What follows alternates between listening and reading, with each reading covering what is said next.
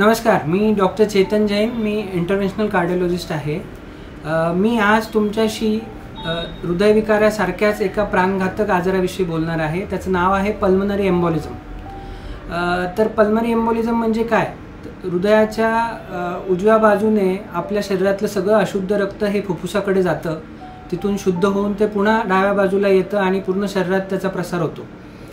तर हृदयाकडून फुफ्फुसाकडे जाणाऱ्या रक्तवाहिनीला आपण पल्मनरी आर्टरी असं म्हणतो।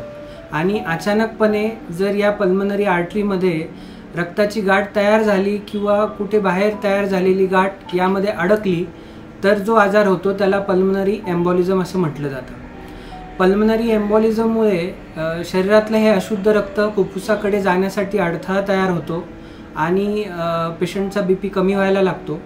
जर या आजाराचं निदान वेळेवर नाही झालं तर हा जीवघेणा पण ठरू शकतो।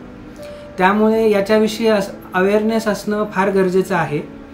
तर जनरली असे सगळे पेशंट्स कशा पद्धतीने डॉक्टरांपर्यंत पोहोचतात तर अचानकपणे छातीत दुखायला लागणं, अचानक दम लागायला लागणं, काही दिवसांपूर्वी पायामध्ये किंवा हातामध्ये सूज आलेली असणं किंवा रक्ताची गाठ डिटेक्ट झालेली असणं, ही सगळी या आजाराची लक्षणं आहेत। त्यामुळे जर आपण वेळेवर या पेशंटचं निदान केलं तर आपण इमर्जन्सीमध्ये अशा पेशंटचा जीव योग्य ट्रीटमेंटने वाचवू शकतो। तर या आजाराचं निदान कसं करायचं तर ज्यावेळी रुग्ण आमच्यापर्यंत पोहोचतात त्यावेळी आम्ही सगळ्यात अगोदर यांची 2D इकोकार्डिओग्राफी करतो, ज्यामध्ये लक्षात येतं की हृदयाच्या उजव्या बाजूचं प्रेशर वाढलं आहे, त्याची साईज मोठी झाली आहे आणि पल्मनरी आर्टरीतले थ्रॉम्बस किंवा रक्ताच्या गाठीसुद्धा आम्हाला 2D इकोवरती दिसू शकतात। जर हे सगळं असेल तर इमिजिएटली पेशंटचं रक्त पातळ करणं फार गरजेचं असतं। त्यावेळी आम्ही हातातल्या किंवा पायातल्या सुईमधून एक इंजेक्शन देतो।